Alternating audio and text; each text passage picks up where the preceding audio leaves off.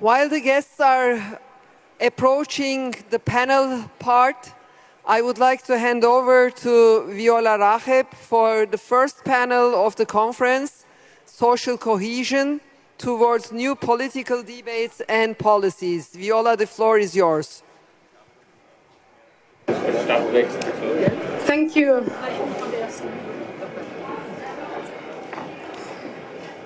Welcome back to the first panel, thematic panel of this conference. My name is Viola Raheb.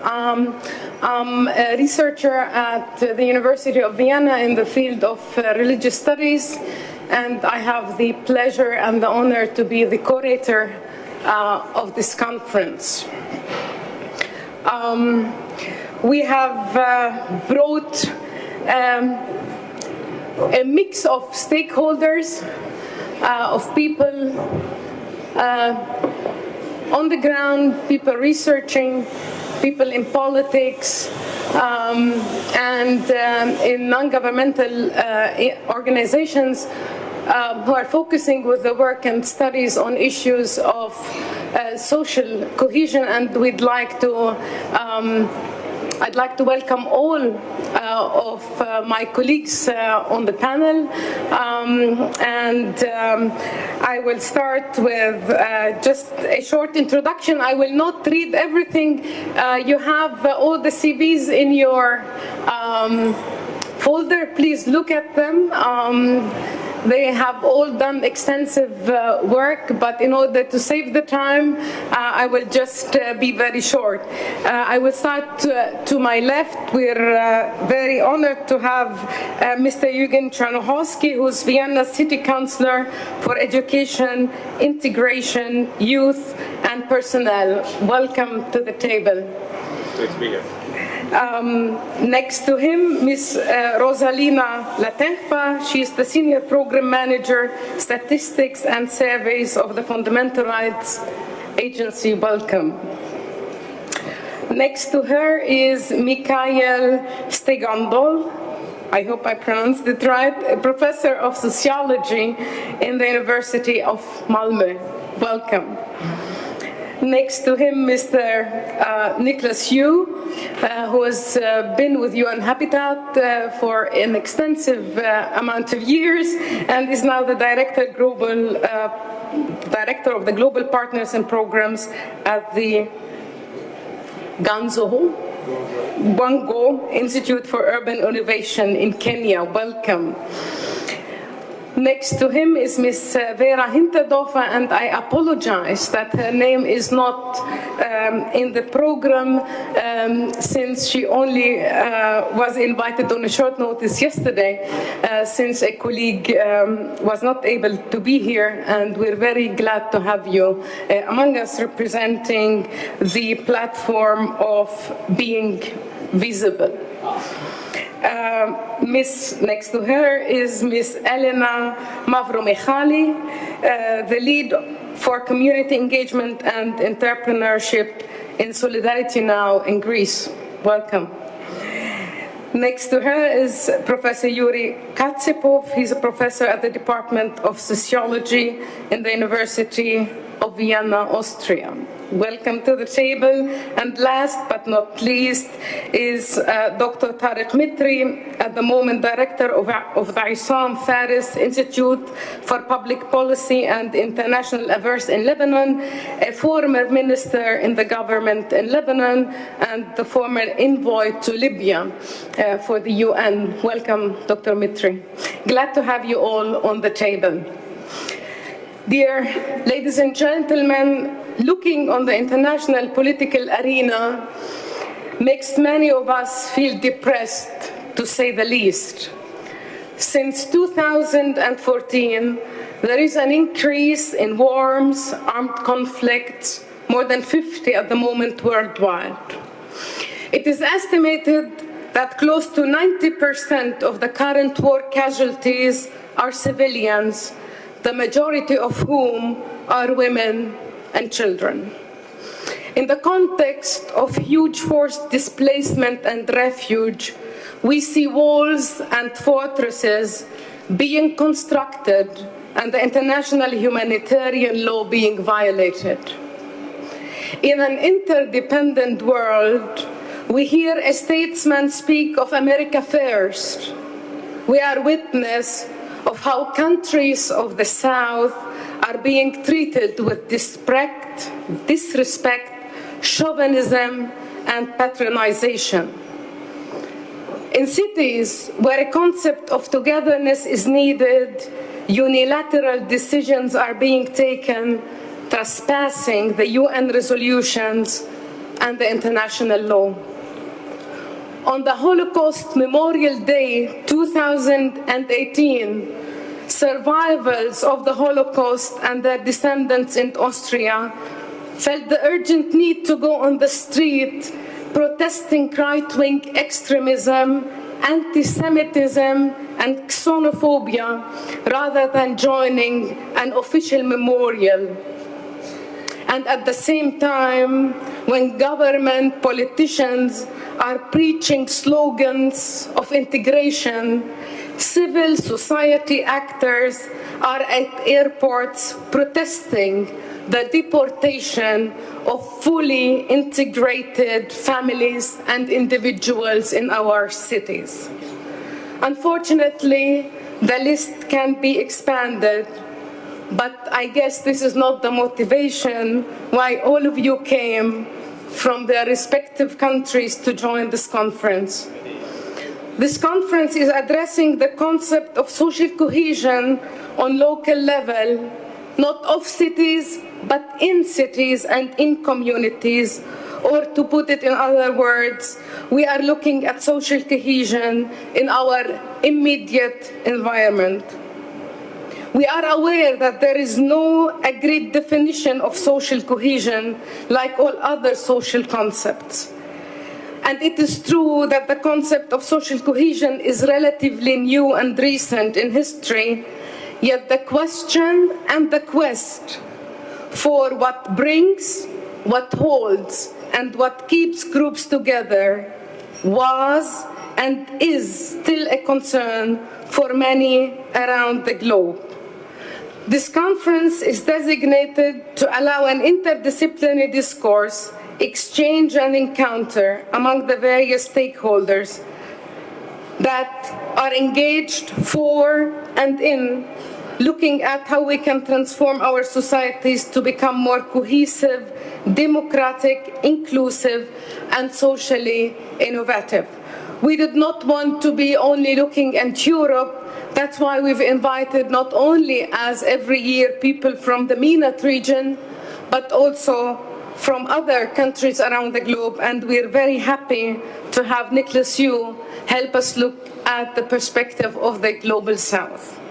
Allow me to start with our first input from Vera, and I would like to just note that one of our principles and values maybe of this conference is not to talk about people concerned, but with people concerned and people engaged. I'm a strict moderator. I was trained in Germany, as many know who have been here, and after 5 minutes you'll be receiving a paper saying 1 minute left so that we can have the time to also engage some of those who will be hearing us for an hour in the next hour. So Ms. Vera Hinterdorfer is an Austrian, and she's engaged since 6 years in an initiative countering and fighting poverty and exclusion. This initiative was started 10 years ago in the context of the Poverty Conference, and since years it has developed to be an independent platform. We are happy to have you here, to have you share with us your personal story and why you got to be engaged in a platform who's aiming at making poverty in our cities visible. Thank you, Vera. The floor is yours. Okay. Hello, and thank you for the invitation. Also, it was only yesterday, but I'm really happy to be here as a representative of Getting Visible. It's a platform of people experiencing poverty, social exclusion, and discrimination. It was started 10 years ago by the Austrian Anti-Poverty Network. In German, it's called Die Armutskonferenz Österreich. Those had been the ones who belonged to the first, who realized that the real experts are the people who are experiencing the problem you want to solve. So we, the people experiencing it, are the ones, we always have to live each day with poverty, with exclusion, with discrimination. And so I would like to say we know best how to survive it and how to solve it and where the real problems are in the reality. So the Armutskonferenz of Austria gathered us 10 years ago in a meeting called First Meeting of People Experiencing Poverty.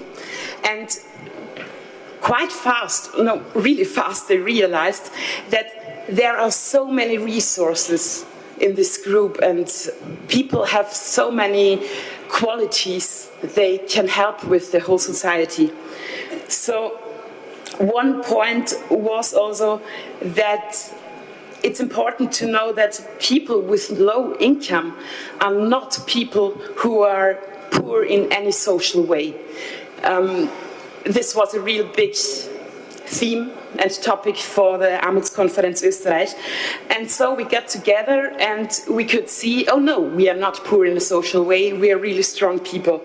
So all the members are living in poverty and exclusion, but all the members are fighting it actively. So they are even working as a volunteer in associations, almost every one of them, to help other people experiencing discrimination and exclusion and to fight it and to help them and to show them that they are not alone and that we can change it from the ground. So 10 years later, we are a platform over whole Austria. We are meeting about every second month. And we are also connected international by the European Anti-Poverty Network in Brussels. We are also participating in working groups in the Ministry of Social Affairs. We are organizing street actions to show the people that a social grid in Austria and in every country is so important for everyone, not only for the people experiencing poverty. Mm-hmm. And one of our heart projects is the Parliament of the Excluded. This means it happened last year the third time. We are inviting members of the Parliament. They have to speak and answer in a face-to-face situation. We are telling them the topics and we are asking them face-to-face how to solve it, what we can do and how to go on. And a really great point of this is that even last year, 2017, it has been the first year that the Parliament of the Excluded was organized inside the Parliament of Austria in Vienna. This was really a great point. So you also asked, how did it happen that I'm active in this? Point is, as everyone can see, I'm disabled. Maybe you also can suggest I'm in breakdown pensions since a few years.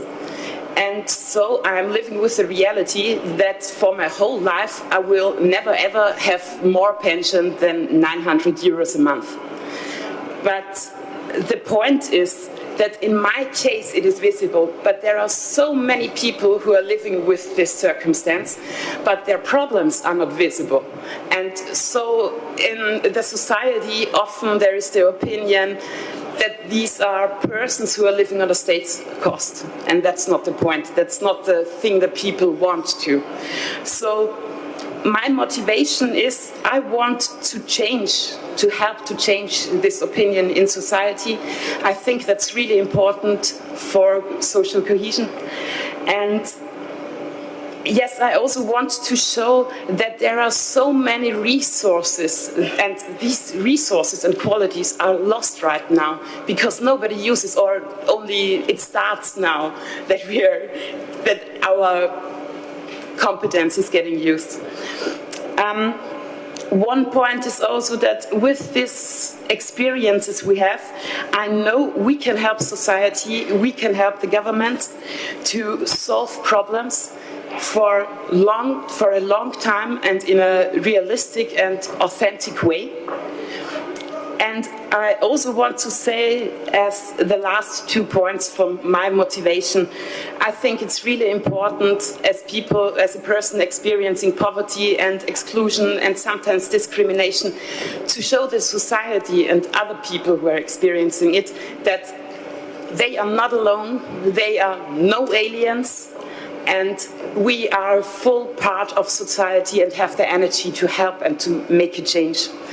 And the last point is that I am thinking, I don't like to waste my energy. And my point is that as long as I have the energy to complain that it's going wrong and that it's not working, as long as that I have the energy to stand up and raise my voice to change. Thank you.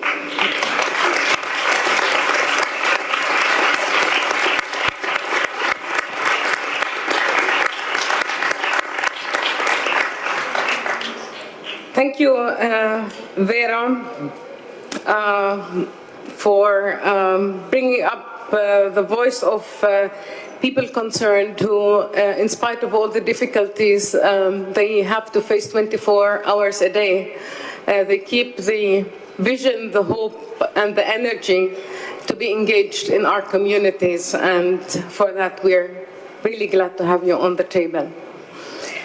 You've spoken about exclusion, discrimination, and I would like to connect it to the work because the Fundamental Rights Agency just published at the end of December the second European Union Minorities and Discrimination Survey, which has collected information from over 25,500 people in 28 European countries.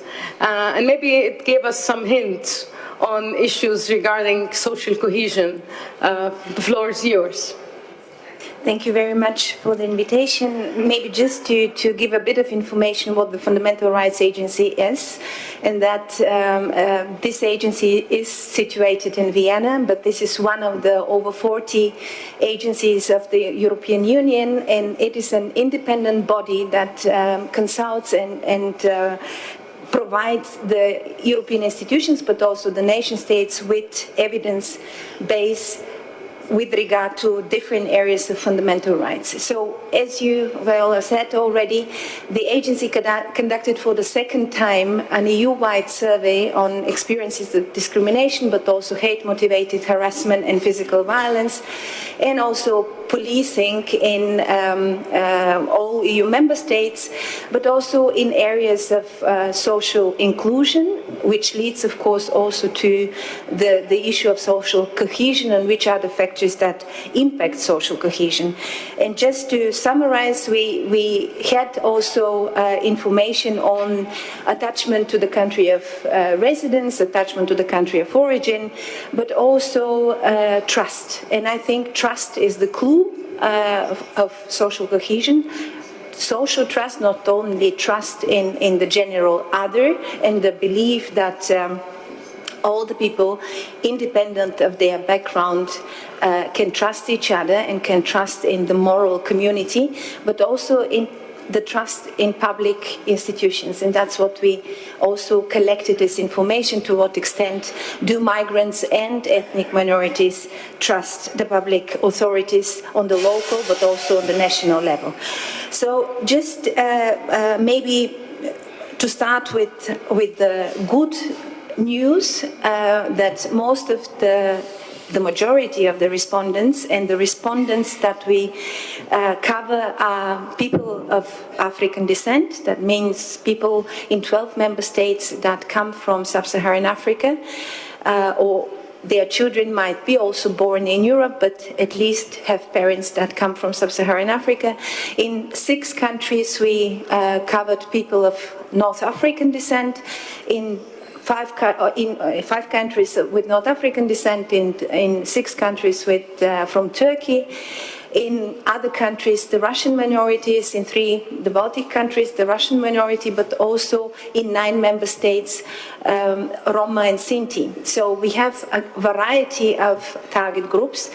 And one of the positive results is that the majority of the immigrants trust the public institution like the legal system, the police, even more than the general population when we use data available for the general population, even on a higher level, which of course is related also to the experiences that they made in the countries of origin, but also because they trust the democratic institutions and believe that their rights are preserved. Also with regard to the police, and the trust in the police is very high, and also the attachment to the country of origin. Over 70% of the respondents on average feel strongly attached to the country of residence, and almost 70%, 67% identify as being part of the whole, as being part of the nation where they reside. But on the other hand, and that's most important, discrimination continues to be a strong and persistent experience for many of the respondents that we collected information on. Most stronger for Roma respondents, but also for Sub-Saharan Africans and for North Africans. So almost every third experienced discrimination based on ethnic origin, on skin color, or on religious belief when they look for work, for example, in the last 12 months. And what is most relevant is that also the level of biased harassment or hate-motivated harassment is also very strong for many of the respondents, and that many experience still physical attacks because of their skin color or because of the way how they dress, wearing specific religious clothing, and many of them are stopped on the street and policed because of the way how they look like. And most importantly, this is relevant for respondents with different skin color. So maybe the most relevant result is that although the level of trust is very high, victims of discrimination, of harassment, hate-motivated harassment, or physical violence show lower level of trust in the public institution, in the police, and in the legal system, also in the local governments, as non-victims. And this is, I think, the most relevant finding, which is directly related to social cohesion in the societies today. Thank you.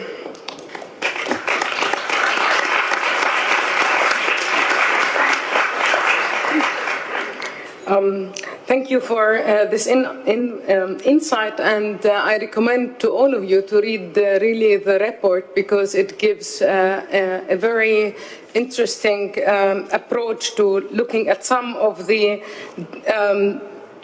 exclusion, discrimination, and other issues of mistrust or trust that are in our cities. Vienna, one of Vienna's slogans is Vienna is different. And Vienna has been a city, we were speaking yesterday, and Nicholas Yu was saying Vienna is actually one of the cities worldwide which for the last 25 years has been actually leading in terms of social housing. But also Vienna has also tried with the Vienna Charter to have a dialogue with the Viennese and to help involve them in shaping the city. So from the perspective of the city, what does Vienna need in terms of social cohesion as a process for this city to be more inclusive, democratic, and pluralistic, open for all? Please. Thank you. Well, first of all, definitely today Vienna is one of the best cities in the world because the Act Now conference is taking place here. Okay. What I was saying is that Vienna is a great city today because the Act Now conference is taking place here, and I'm really, really glad to be here with you. And it's an honor to be a host city for such a great conference and such great people and minds. You started the table discussion with a rather sad picture of the development we are going through on a global level. And I can agree, it's a sad development. There are more and more people affected by war, hunger, more and more people in need of help, and especially in countries like Austria, less willingness to help.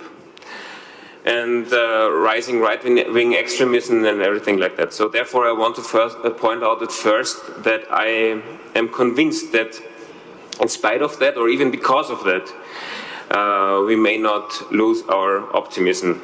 Günter Posch said before that it's also about, especially in these times in Austria, but I think in other countries as well, sometimes it's about bravery to stand by your values. And talking about a city like Vienna and the policies we can make to boost social cohesion, it's maybe the first thing to say. Before talking about policies, it's talking about the vision you have and the goal for a city society you have. And I think our goal must be to be a city society, a society where everybody has his place to live, and where every neighborhood is a good neighborhood to live. And everybody is Viennese who lives in Vienna. And because I'm sure there are very many people who don't have problems with gated communities, those who live inside the gated communities. But as a city society, we have to work against such developments. And I think to answer your questions, what the approaches are. First of all, we have to get better by trying to have multi-sectoral approaches. We have to leave behind the sectoral approach in administration, and we have to find integrated policy approaches. There is somebody responsible for integration, and there is somebody responsible for housing, and there is somebody responsible for education, etc. We have to leave that behind, because especially the work on social cohesion is a very, very integrated work. We have to connect housing, education, city planning, integration policy on different levels of action. Just to give you a few examples, it is definitely cohesion policy, or it's definitely integration policy to avoid segregation through social housing, which is very Viennese. We have a city in which 60% of the flats are in different level, but social housing. And we have to do even more, because Vienna is a fast growing city, 190,000 people in the last 10 years, which is about 10%. We have to work in the field of housing to get people together. Therefore, we do local youth centers like Bildungskretzel, which is a terrible Viennese word, basically meaning that the neighborhood you live in is it takes a neighborhood to raise a child. So that's the vision. You have to work together in a neighborhood to accompany children. Talking about education, I think it's necessary to think of lifelong education, start at the kindergarten, ending at the death, so lifelong, and to work on joint and well-connected schools in the district, like the Kretzel or the neighborhood approach, I said. It's also a question of city planning. When Vienna is really growing and growing and growing, and we must not make the mistake to start to think about areas that are only business areas or areas that are only for the well-being, or areas that are only for shopping or whatever. So just to give you an example about the multi-sectoral approach, oh, only 1 minute. There's another very important thing for me. We also have to find a multi-level approach. It's not only about the city and the work we do for whole the city. It's not only about how we tackle diversity as a chance and not a threat. It's not only a question about how we can fight social inequality on a city level. We also have to look on the district level, on the neighborhood level, and on the institutional level. And very many things can be tackled at the neighborhood. In fact, every real challenge we have as a society is a challenge we have to tackle at the neighborhood level, because everything that can work or can fail at the neighborhood level can be seen as a symbol for failing or succeeding on the city level. Like, you need mutual trust on the neighborhood level. You need joint action on the neighborhood level. How likely is it that we seek common solutions? You need common social norms and values. How often do neighbors insult each other? How often is garbage around and nobody cares? This is something on the neighborhood level we have to tackle, and something on the city level. And identification is something we can tackle on the neighborhood level, and we can tackle on the city level. So I think, summing up, we have to be a little bit more multi-sectorally thinking, and a little bit more whatever that means, multi-levelly thinking on a multi-level approach. And then having more optimism and being more brave, we will succeed.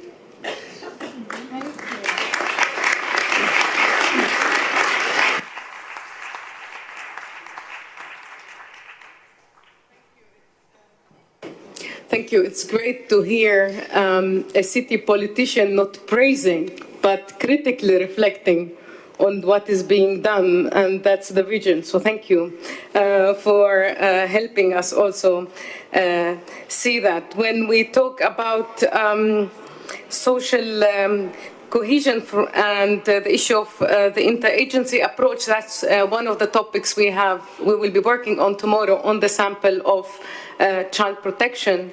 That's why we are having the second panel tomorrow, actually addressing that interagency approach, and I hope that we can bridge with that the work and maybe help foster this exchange.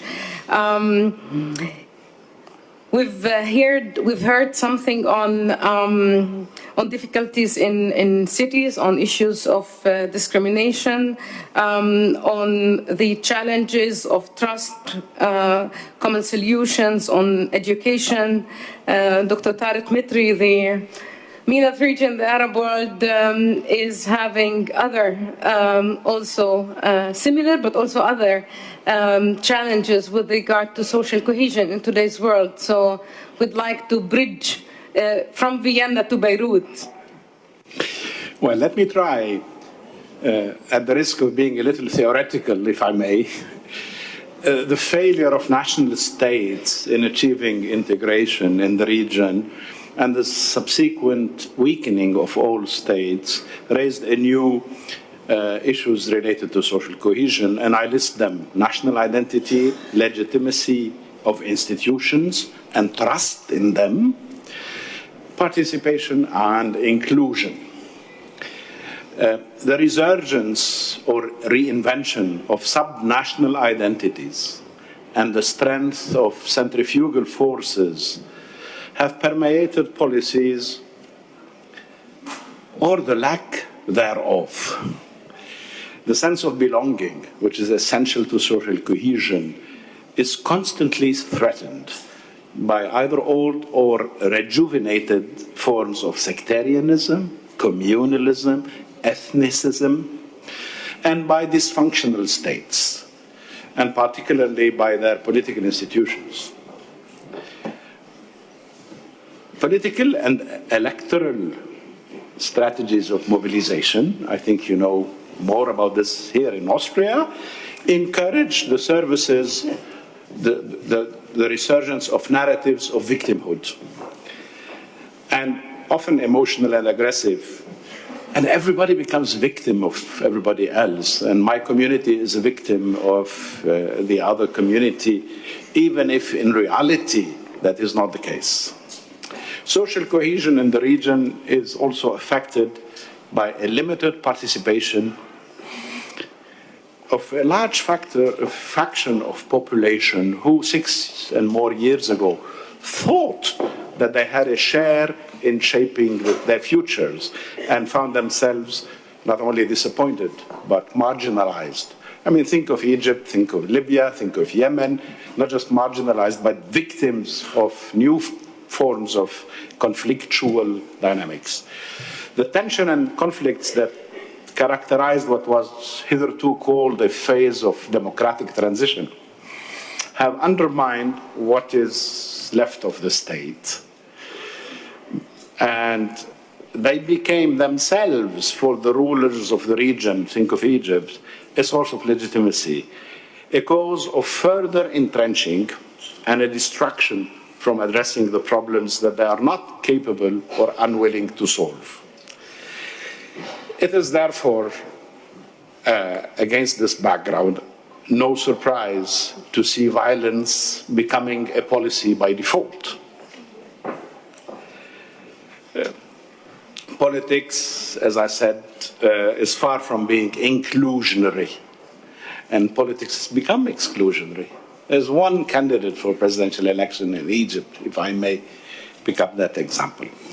In some countries, such as my own, Lebanon, the unprecedented and massive influx of refugees has severely strained the economic and social systems, as well as related institutions.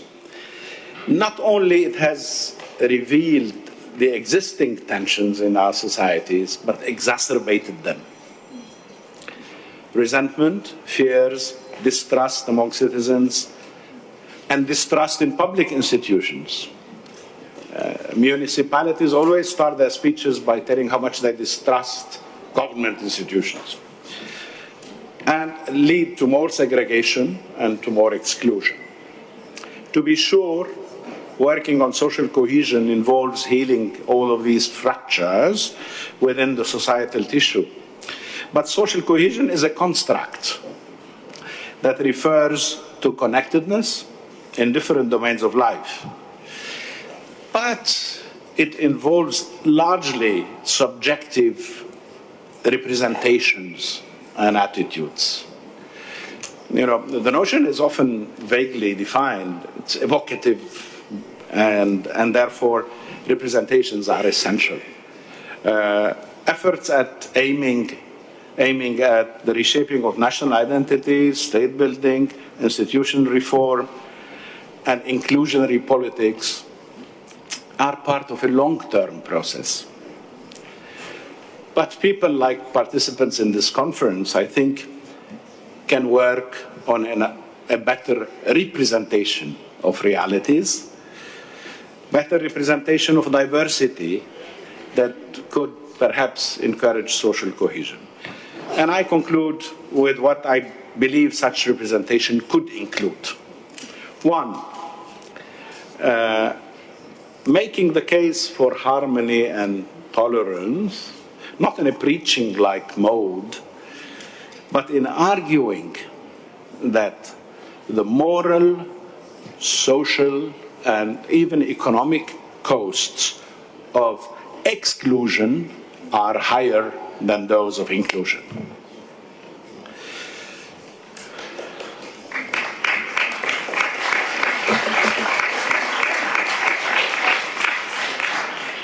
The second is that striving to prevent tensions is possibly more useful than trying to resolve tensions post factum.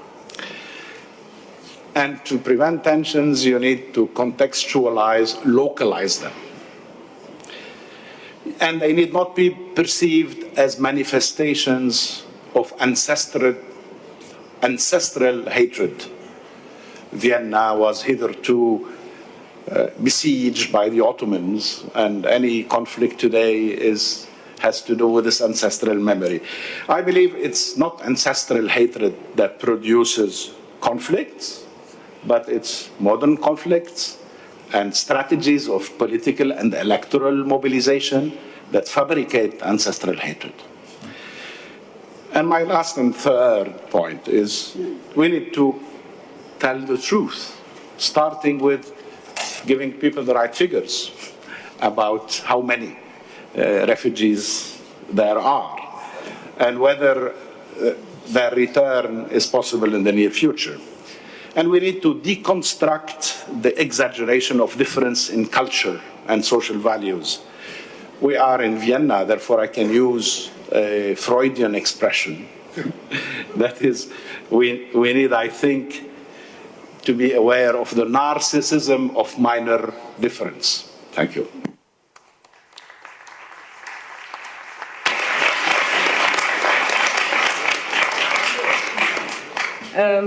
Thank you,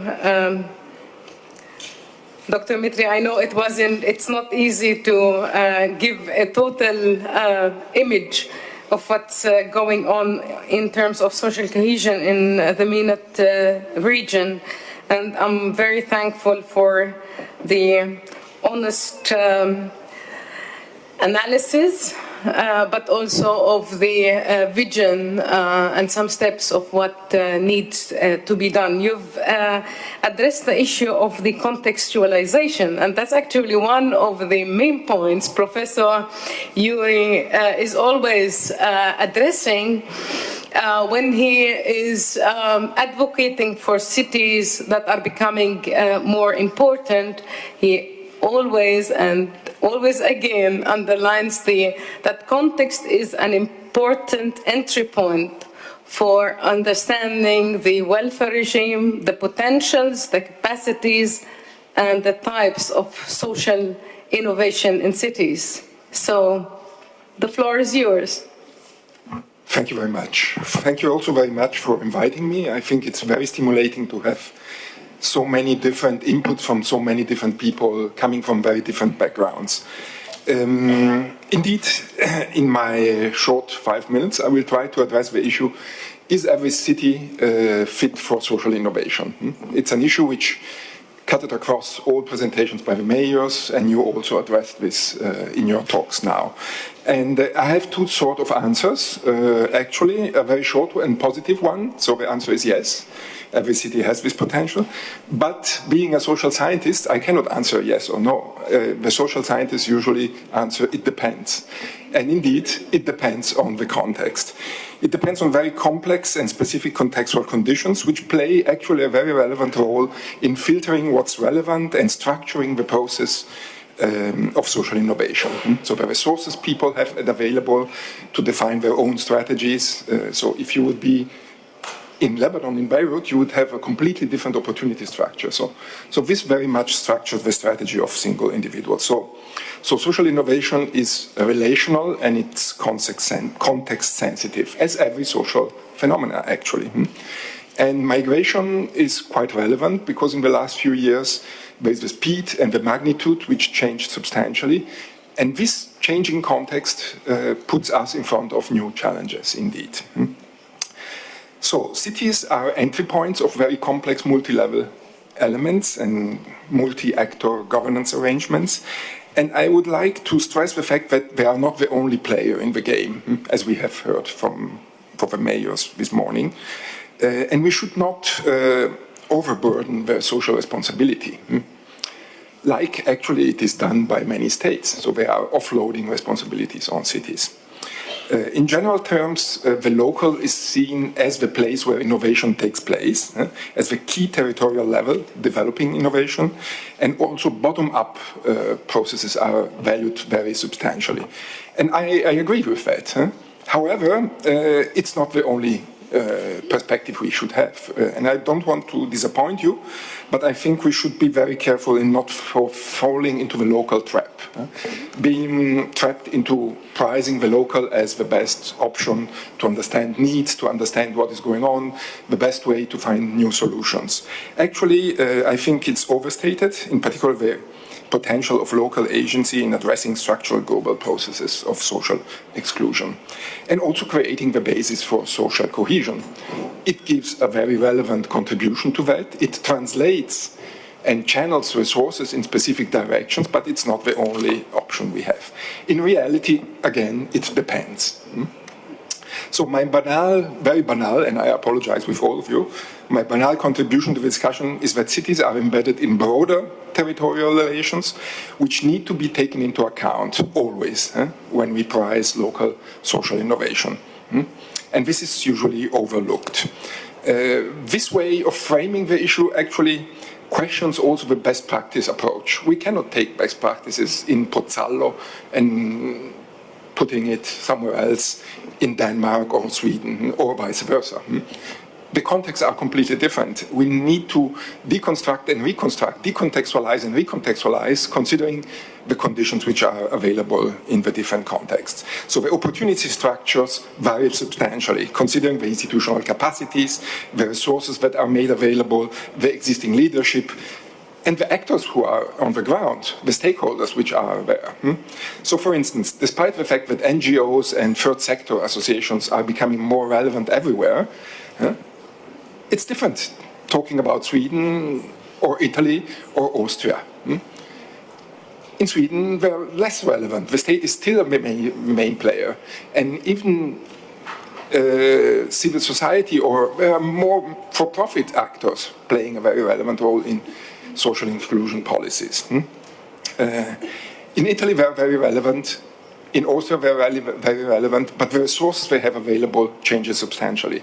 So we have forms of subsidiarity going on in most countries, but actually the role of the state or the role of higher institutional levels channeling resources changes substantially. So there is subsidiarity, but this subsidiarity might be passive or active. So delegating responsibility and providing resources is very different from delegating responsibilities and not providing resources, which is of course the case for passive subsidiarity. This also intersects very much with the capacities to upscale innovative practices. That means the capacity to deploy what works at larger scales. It works in the Grätzl, in the neighborhood. Okay, let's see if it works on the city level, in the district, in the Bundesland, at the federal level, at the European level. Okay. So all these factors interacting produce very different forms of innovation, ranging from state-supported innovation to, which is mainly the case in the Nordic countries, to more fragmented social innovation. So social innovation is taking place everywhere. In Italy, wonderful. In Greece, in Spain as well. However, their capacity to become a systematic way of innovating is challenged much more. The most successful cases are those that are able to link scales. So it's bottom-up, but it's bottom-up linked, linked to other scales which play a relevant role. And if they are able to do that, they are able to better decode needs, to develop participatory practices, to experiment and to legitimize their choices. If they are not able to do this, they consolidate territorial inequalities, they face coordination problems, they are unable to channel civil society's good aspects. Actually, civil society is not always good. I would challenge this vision. Civil societies are also groups of paramilitary people patrolling the borders between Hungary and other places and sending migrants back. So civil society might be good, but not necessarily. So the public good should be considered and looked for in these activities. So, and all this might produce innovation gaps, which might, between rich and poor areas, between civil society rich and civil society poor areas. And social innovation in these cases might turn actually as a Trojan horse of neoliberalism, because they offload, okay, let's do civil society, but then there are no resources for them. And so they are left alone. We have heard the Greek mayor, representative, or whoever saying, okay, we are left alone. And this should not be the case. And, okay, maybe I stop here. Thank you.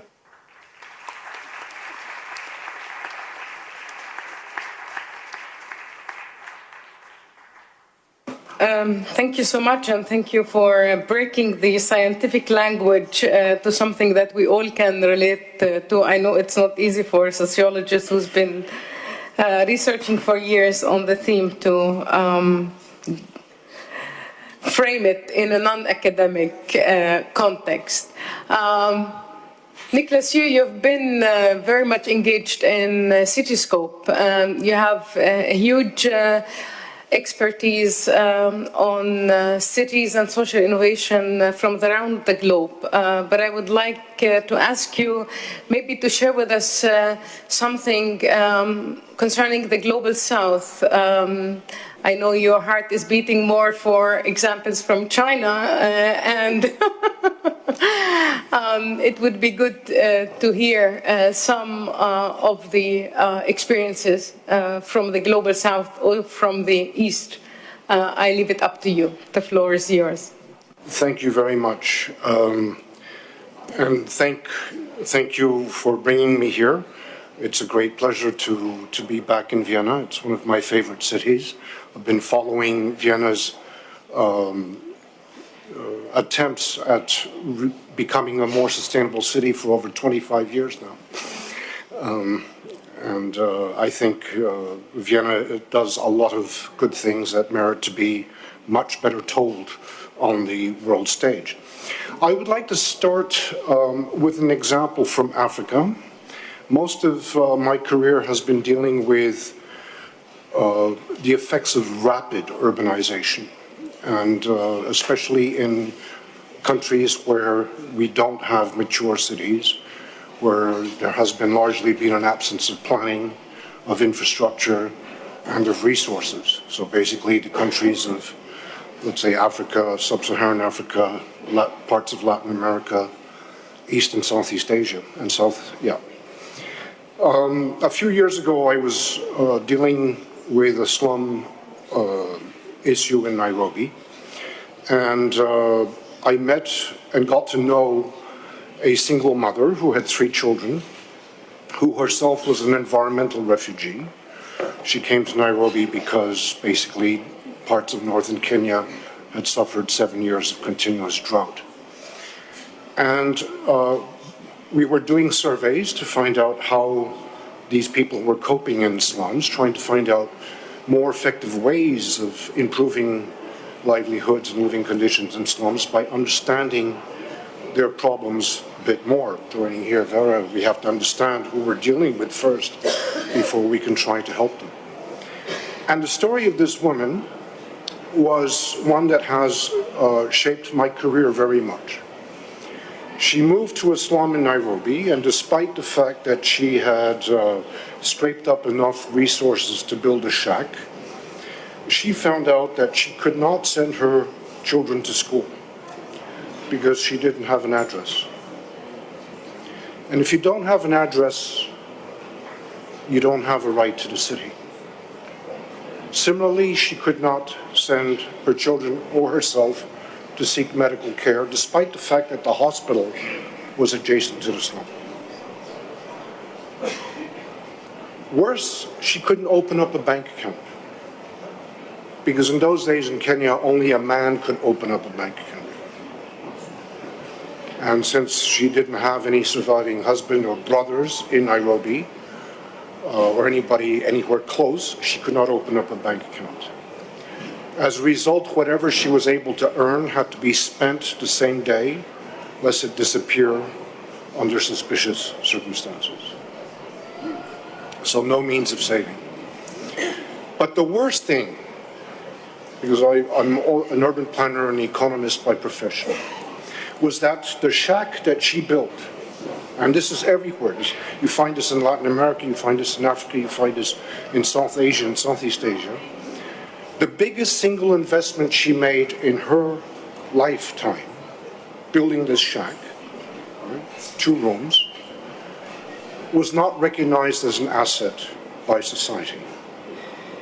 So just imagine what it means when your single biggest investment is discounted to 0.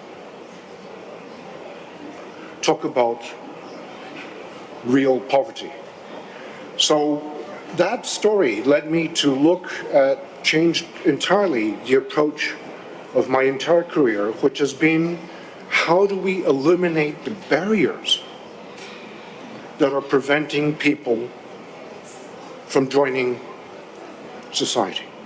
How do we eliminate the physical, political, policy, social barriers that keep people excluded?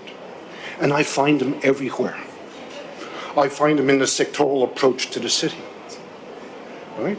A single mother with 3 children doesn't have time to go one day to the education department, the next day to the welfare department, the next day to the health department, right? And that's how we are asking people to exercise their right to the city, by wasting a lot of time because we've decided to structure our entire society in silos. Right?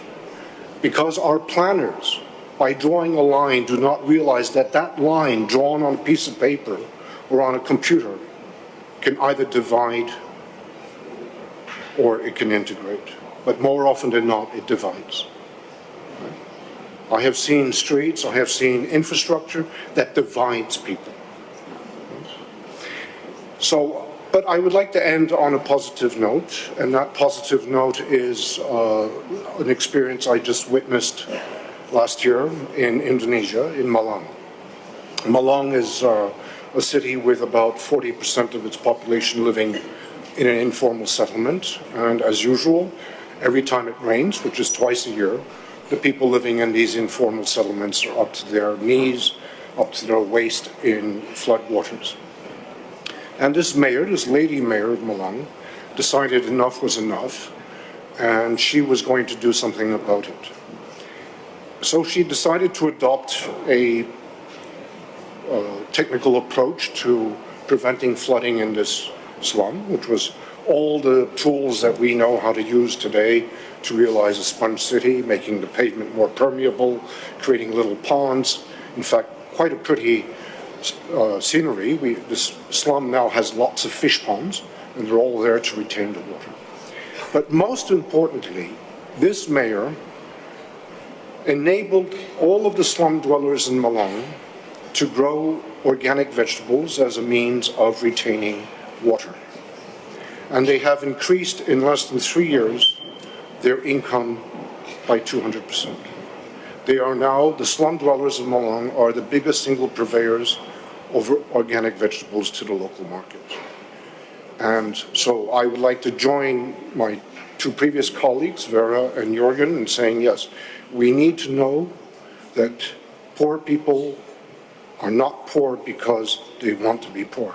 They're poor because they have unsurmountable barriers that they have to fight with every day.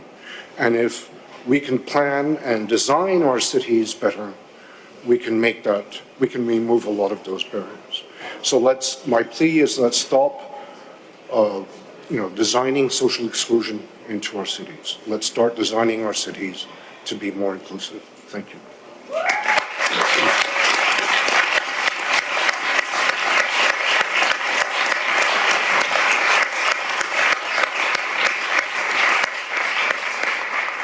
Thank you, Nicholas. And for those of you who would like to hear more, he is writing a book, and actually Andre Heller already bought the book, which is not yet published. So you can join Andre Heller on that one. Don't worry, it will be for free. Mikael, you've been also researching on issues of social cohesion in cities, and when reading some of your recent publications, I was very much encouraged to read the 5 criteria that you are talking about for combating the causes of inequality and for the transformation of society that is very much directed toward young people. Could you share with us some of your insights, please? Yes, I can. But first I would like to say that I'm actually against social cohesion of cities. Provocative? I hope so. But I'm very much in favor of the title of the conference, and that's in fact social cohesion in cities, and that's something different. Policies of social cohesion of cities tend to express a notion of solidarity which could be seen as normative and even Catholic, which means that the rich and the privileged, they should care for the poor. And what is even more important, while the poor should accept the power of the rich. And this is one of the inequalities that I think we should instead tackle and try to combat. And in order to do that, I have suggested these 5 criteria. I will mention 3 here now. I think, first of all, you have to adopt a perspective which enables you to look behind the obvious, which could, for that reason, be called potential-oriented. And by potential, I mean both the negatives, like financialization, austerity policies, indebtedness, and things like that. And of course also the positive potentials that we've heard from, for example, Vera before, which is there, and it does exist, but it's not actualized, it's not used, it's not taken advantage of. If we want to take advantage of that, and that brings me to the second one, then we could do that in what could be called knowledge alliances. And that's a way of developing and producing knowledge together with, for example, young people. I've done that myself in many research projects. It's been very beneficial for me. I've got access to a lot of information, but also knowledge. As we have heard here before, young people have a lot of knowledge which should be taken advantage of to a much higher extent, also in research, and I've tried to do that. And thirdly, that should be done then in forms which empower these people and the rest of us who want to collectively. So I think we should stop thinking of empowerment only as something individual. We have to think of empowerment as something which is collective and should be collective in the first place, which enables people to collectively do something about the causes of inequality and not only the symptoms.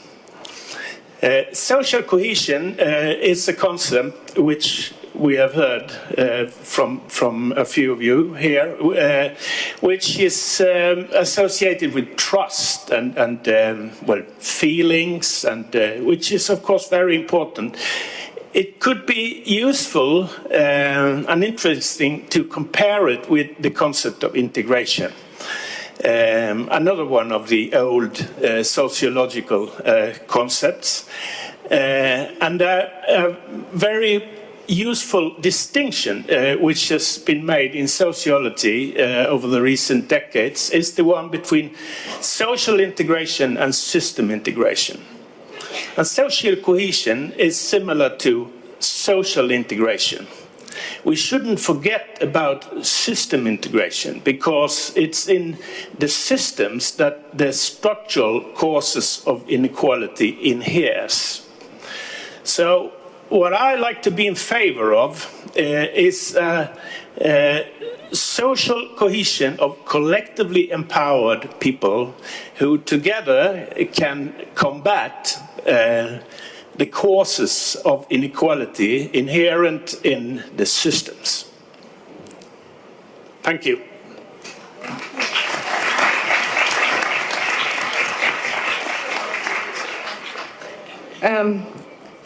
Thank you, Mikael, and just for you hearing his provocative entrance, that's why actually I chose him, because one of his questions he's posing in his scholarly work is, if social cohesion is the solution, what's the problem? And I think we're trying here not to give ready-made answers, but to steer a discussion and allow for questions that would help us have a different approach. So it was on purpose, and thank you for being provocative. I would like to give the last word to Ms. Elena Mavromichali, who works actually in Greece in more than one municipalities on issues of social cohesion and integration with Greeks, with migrants, but also with refugees, to share some of the concrete work that is being done on municipal level in Greece at times of crisis. The floor is yours. Thank you very much. Good afternoon. Kalispera σας. Solidarity Now, to give you a little bit of the background, but very briefly, because the conversation that we are having here is much more important, and it's very optimistic to see how much we share and on how much we agree and on how many things we can create together. And this is, I find it very, very optimistic, and thank you for bringing us all together here. Solidarity Now is working in Greece since 2013 and has established first a community center in Thessaloniki and another community center in Athens, in collaboration also with the municipality of Athens. But except this, has worked due to the refugee crisis in many areas in order to assist the integration of refugees and migrants through hosting schemes, but also through support and services towards the primary needs of these populations in transit. So a few of the areas that have been running programs were in Sindos, in Tilos, in Kilkis, in Roviers. I'm sure we have been collaborating with many of the municipalities around Greece. We are working in two pillars. First, we're working as a humanitarian organization, but recently we have been much more involved in how we're going to be able not only to support our beneficiaries related to their primary needs, but also how to be able to assist them as human beings, how they will be able to be assisted as families, as human beings that need another opportunity in the society that is hosting them. Usually, you feel that you see the refugee crisis has attracted a lot of attention, and most of the organizations that have been working for vulnerable populations, they have been focusing much more and investing a lot of resources for refugees and migrants. What has made us more skeptical is that we are not only assisting refugees and migrants. We have to assist people in Greece that are still living the economic crisis, and we have to assist them on so many levels to understand the cultural differences, to understand the responsibility towards these people, and it's something that it comes natural. It's not only, we are trying to figure out how we're going to help people being integrated into systems, but then we go to Tilos, for example, which is a story that I want to tell you. It's a small island and has hosted many families with us, but also with other programs in collaboration with UNHCR. And we have seen that the accommodation schemes are enabling people to feel like home. And under this circumstance, they are able to think or maybe this country is interesting for me, is a country that can provide also other opportunities. I can work here, I can feed my family, I can create something new, I can find new friends. So these welcome campaigns that have been broadcasted a lot when the refugees and migrants were traveling through Europe, I think they were protesting, they were advocating for this peaceful coexistence that we are all seeking for. So for my part, the social cohesion is so much connected with this peaceful coexistence. So under this peaceful coexistence, you can build trust. You can rebuild hope, which is very, very, very important, because in youth you see that hope is something that has been lost.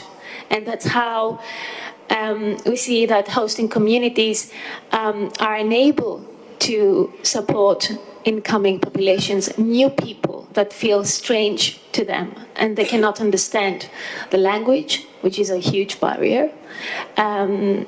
So I'm not going to use the hat of an NGO speaking about what we do regarding, the programmatic approach. Our staff and our team is much more focused on the support that we can provide to these human beings that are our friends, our new neighborhoods in the neighborhoods.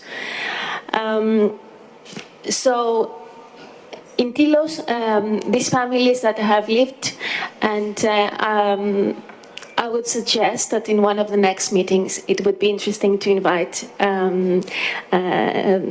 the mayor of Tilos, she's a very interesting lady and very active in the local community, and has been working a lot with us and has told us one day, I have these families and they want to stay here, they want to stay on the island, they have friends, and we have a tradition, and in our homes for years we are making cheese.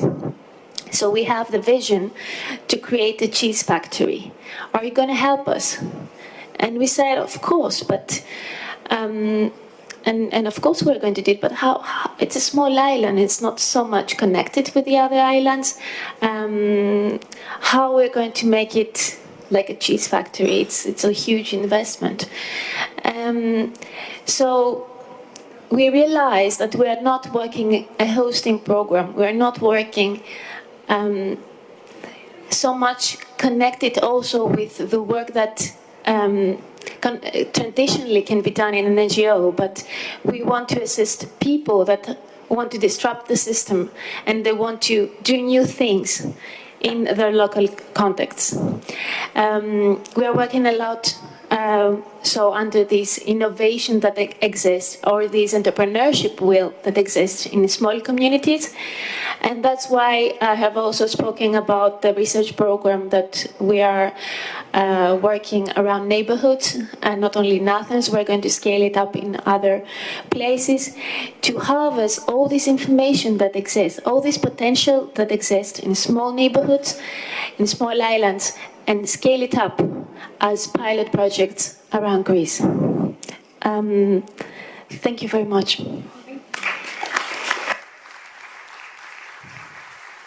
So, thank you very much to the panel. We will have our late lunch in about 15 minutes, but before that, we would like to collect some echoes, some resonances, some questions. And before that, we would like to ask you to talk to your neighbor. Go to your neighbor. What are the reactions? What are the questions, the echoes to what you've heard this morning? Just for 2 or 3 minutes, and then we collect some very short statements, please. So talk to your neighbor.